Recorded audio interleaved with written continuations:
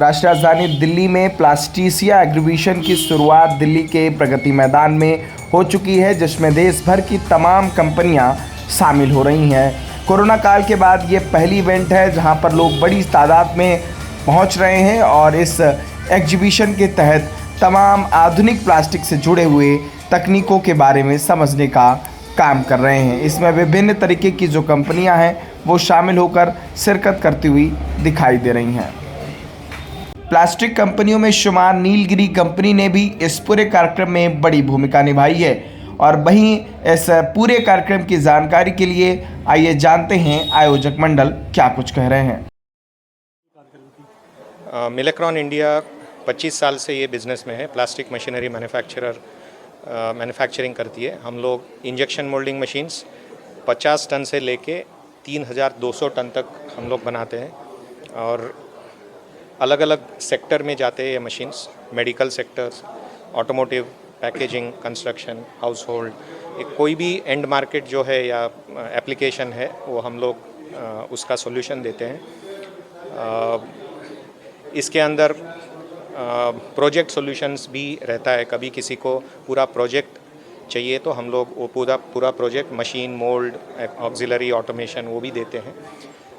India में जो machinery manufacturing है, एक ज़माना था जो ट्रेडिशनल था, सिंपल था। अभी वॉल्यूम बढ़ने से टेक्नोलॉजी का बहुत बड़ा रोल है।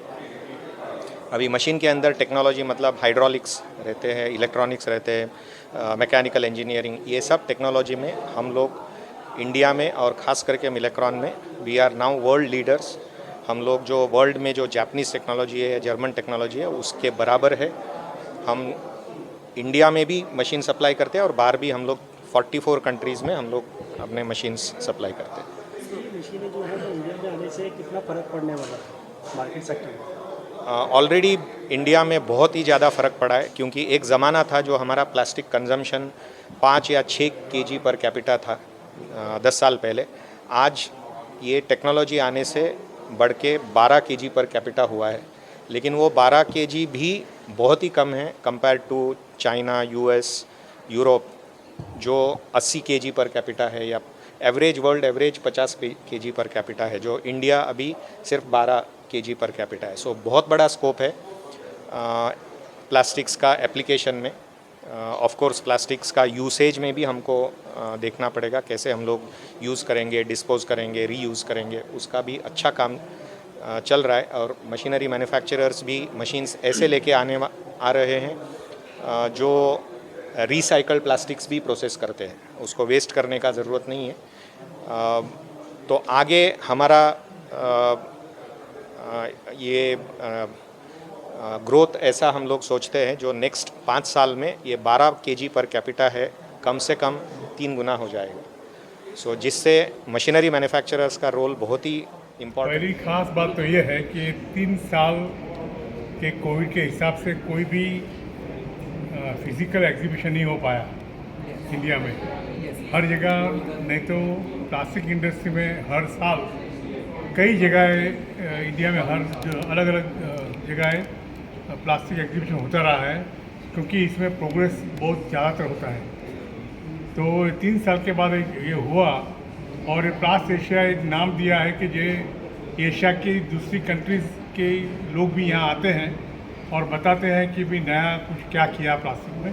इसलिए इस बार रश बहुत है, पार्टिसिपेशन भी अच्छा है और ये एग्जीबिशन ज़्यादा ही वेलकम किया है लोगों ने आफ्टर 3 साल के बाद। लेकिन इसलिए अभी हम 2024 में हम ये प्लास्ट फोकस भी बना रहे हैं, जो PMMI जो ये एग्जीबिशन में भी भागीदार है, तो उसमें भी हमारे साथ क्यून भागीदार रहेगा और प्लास्ट फोकस तो इससे भी बड़ा एग्जीबिशन बनेगा और बहुत ही बेहतरीन बनेगा। तो सभी को ये भी एक विनती है कि आप वहाँ पर ज़रूर आइएगा। प्लास्टिक इंडस्ट्री ने भारत के अंदर हर ईयर ऑन ईयर ग्रोथ करा है और बहुत टाइम से सर ने जैसे बताया एग्जीबिशन हुई नहीं है।